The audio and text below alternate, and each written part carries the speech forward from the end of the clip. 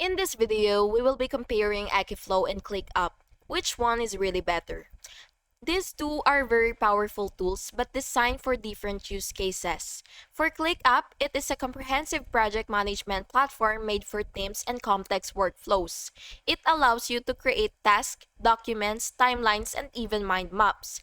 It is ideal for collaborative projects and offers deep customization across multiple workspaces.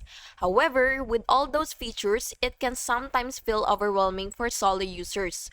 On the other hand, Akiflow is built for individual productivity.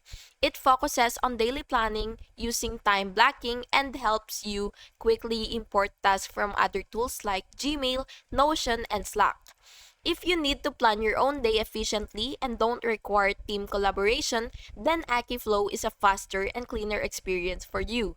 But if you're managing multiple users, large projects, or want an all-in-one workspace for teamwork, then ClickUp is the better version for you.